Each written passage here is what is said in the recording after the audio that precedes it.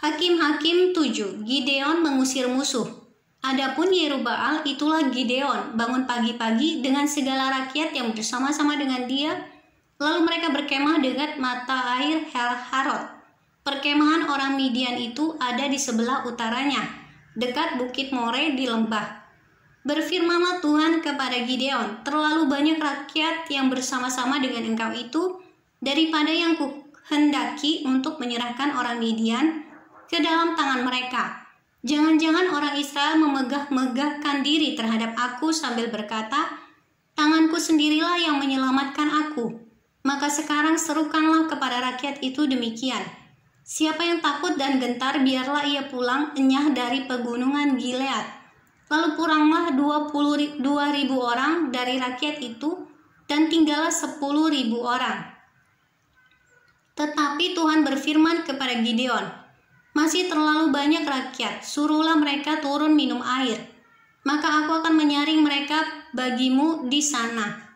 Siapa yang kufirmankan kepadamu, inilah orang yang akan pergi bersama-sama dengan engkau. Dialah yang akan pergi bersama-sama dengan engkau. Tetapi barang siapa yang kufirmankan kepadamu, inilah orang yang tidak akan pergi bersama-sama dengan engkau. Dialah yang tidak akan pergi. Lalu Gideon menyuruh rakyat itu turun minum air, dan berfirmanlah Tuhan kepadanya, barang siapa yang menghirup air dengan lidahnya seperti anjing menjilat, haruslah kau kumpulkan tersendiri. Demikianlah juga semua orang yang berlutut untuk minum. Jumlah orang yang menghirup dengan membawa tangannya ke mulutnya ada 300 orang, tetapi yang lain dari rakyat itu semuanya berlutut minum air. Lalu berfirmanlah Tuhan kepada Gideon, dengan ke-300 orang yang menghirup itu akan kuselamatkan kamu.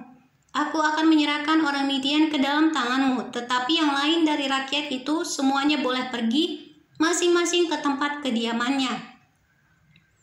Dari rakyat itu mereka mengambil bekal dan sangkakala. Demikianlah seluruh orang Israel disuruhnya pergi masing-masing ke kemahnya, tetapi ke-300 orang itu ditahannya. Adapun perkemahan orang Midian ada di bawahnya di lembah. Pada malam itu berfirmanlah Tuhan kepadanya, bangunlah, turunlah menyerbu perkemahan itu, sebab telah kuserahkan itu ke dalam tanganmu. Tetapi jika engkau takut untuk turun menyerbu, turunlah bersama-sama dengan pura bujangmu ke perkemahan itu. Maka kau dengarlah apa yang mereka katakan. Kemudian engkau akan mendapat keberanian untuk turun menyerbu perkemahan itu. Lalu turunlah ia bersama dengan pura bujangnya itu sampai kepada penjagaan terdepan laskar di perkemahan itu. Adapun orang Midian dan orang Amalek dan semua orang dari sebelah timur itu bergelimpangan di lembah itu, seperti belalang banyaknya, dan unta mereka tidak terhitung, seperti pasir di tepi laut banyaknya. Ketika Gideon sampai ke situ, kebetulan ada seorang menceritakan mimpinya kepada temannya, katanya, aku bermimpi, tampak sekeping roti jelai terguling masuk ke perkemahan orang Midian. Setelah sampai ke kemah ini, dilanggarnyalah kemah ini, sehingga roboh dan dibongkar bangkirnya. Demikianlah kemah ini habis runtuh. Lalu temannya menjawab, ini tidak lain dari pedang Gideon bin Yoas, orang Israel itu. Allah telah menyerahkan orang Midian dan seluruh perkemahan ini ke dalam tangannya.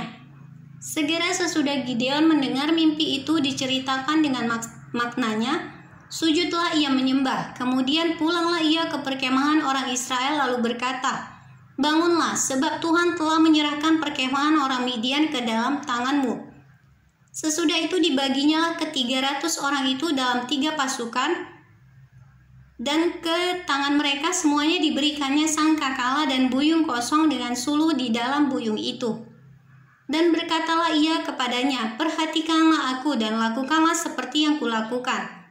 Maka apabila aku sampai ke ujung perkemahan itu, haruslah kamu lakukan seperti yang kulakukan. Apabila aku dan semua orang yang bersama dengan aku meniup sangkakala, maka haruslah kamu juga meniup sangkakala sekeliling seluruh perkemahan itu dan berseru, demi Tuhan dan demi Gideon.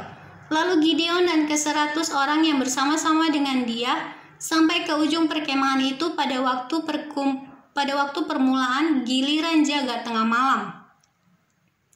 Ketika penjaga-penjaga baru saja ditempatkan, lalu mereka meniup sangkakala sambil memecahkan buyung yang di tangan mereka.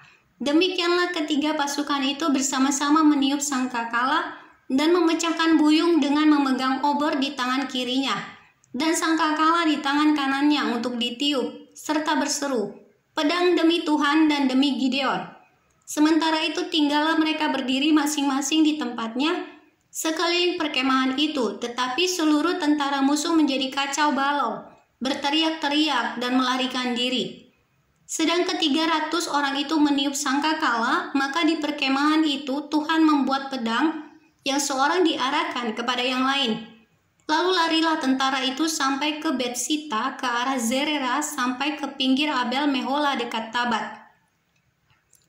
Kemudian dikerahkanlah orang-orang Israel dari suku Naftali dan dari suku Asher dan dari segenap suku Manasye.